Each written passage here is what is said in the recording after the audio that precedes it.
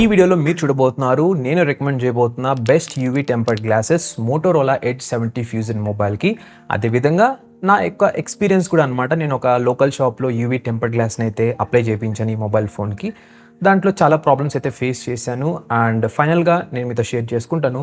ఒకవేళ UV glass కాకుండా వేరే విధంగా ఎలా ప్రొటెక్షన్ చేసుకోవచ్చు ఈ మొబైల్ ఫోన్కి అని. సో ఫస్ట్ నా యొక్క ఎక్స్పీరియన్స్, అదే లోకల్ షాప్లో వచ్చిన ఎక్స్పీరియన్స్ గురించి మీతో షేర్ అయితే చేసుకుంటాను. సో మొబైల్ ఫోన్ని బేసికల్గా అన్బాక్స్ చేసిన తర్వాత ఫస్ట్ నేను చేసే పని వచ్చేసి మొబైల్కి ప్రొటెక్షన్ యాడ్ చేయడం in terms off screen guard అవ్వచ్చు, లేకుంటే టెంపర్డ్ గ్లాస్ అయితే అవ్వచ్చు. ప్రతి ఒక్క మొబైల్ ఫోన్కి, ఈ మొబైల్ ఫోన్ కనే కాదు.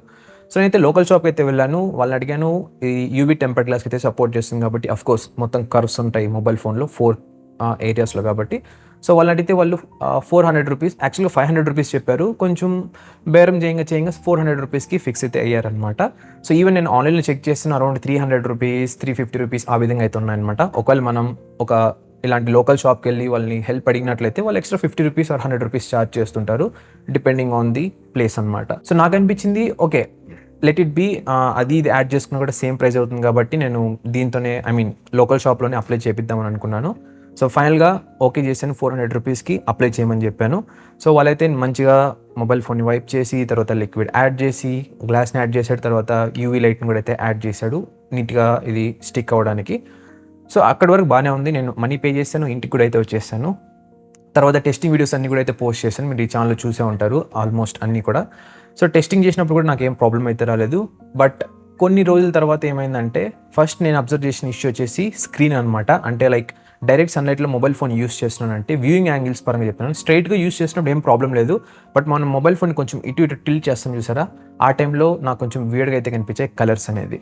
ఇక సెకండ్ థింగ్ వచ్చేసి ఈ చుట్టూ ఎడ్జెస్ట్లో కొన్ని డేస్ తర్వాత బబుల్స్ అయితే వచ్చేసాయి అనమాట. మీరు ఇక్కడ అబ్జర్వ్ చేయొచ్చు ఏ విధంగా ఉంది ఏంటని చెప్పని.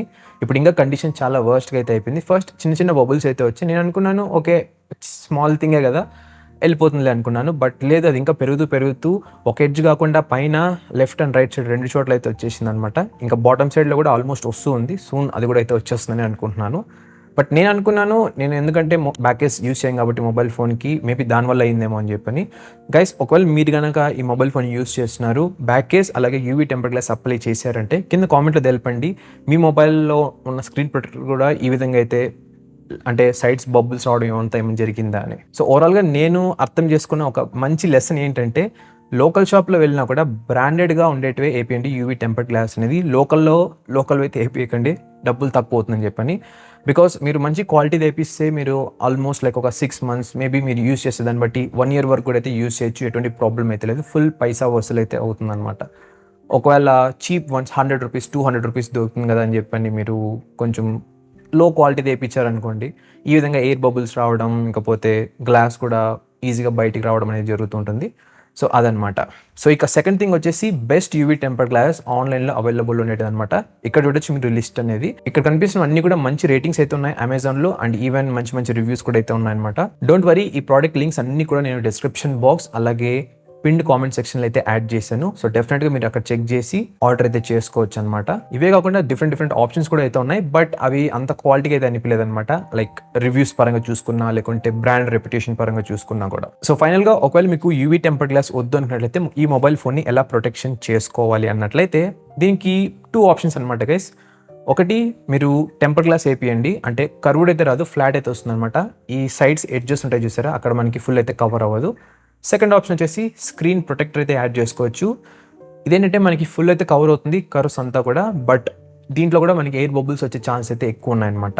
సో దీన్ని మనం ఎరాడికేట్ చేయడానికి ఒక మంచి బ్యాక్ కేస్ అయితే యూస్ చేయాలి. ఆ బ్యాక్ కేస్ ఎలా ఉండాలంటే మనకి ఎడ్జెస్ ఉంటాయి చూసారు మొబైల్ ఫోన్కి, అది కొంచెం రేజ్ అయ్యి ఉండాలన్నమాట. సో దట్ మనం ఫ్లాట్ సర్ఫేస్ మీద పెట్టినా లేకుంటే మొబైల్ ఫోన్ ఇలా ఉల్టా అంటే బోర్లో పెట్టినా కూడా, అంటే డిస్ప్లే కింద ఫ్లాట్గా టచ్ అయ్యేటట్లు, డిస్ప్లే టచ్ అవ్వకుండా ఆ 4 అనేది మనకి అంటే రేజ్డ్ ఎడ్జెస్ ఉంటాయి కదా, అవైతే మనకి కాంటాక్ట్ అయితే అవుతాయి అనమాట ఆ సర్ఫేస్కి. నేను ఆల్రెడీ ఒక డెడికేటెడ్ వీడియో అయితే పోస్ట్ చేశాను ఈ మొబైల్ ఫోన్ యొక్క బెస్ట్ బ్యాక్ కేస్ గురించి. ఆ వీడియోని ఇక్కడ క్లిక్ చేసి ఉండి దాంట్లో డీటెయిల్గా అయితే ఎక్స్ప్లెయిన్ చేశాను డిఫరెంట్ బ్యాక్ కేస్ గురించి. మీకు క్లారిటీగా అయితే తెలుస్తుంది ఏది బెస్ట్ అని చెప్పి. ఒకవేళ నేను తీసుకోవాలంటే నేను ఏది తీసుకుంటానని చెప్పి ఆ వీడియో చివరిలో అయితే ఎక్స్ప్లెయిన్ చేశాను. డెఫినెట్గా అయితే చెక్ చేయండి.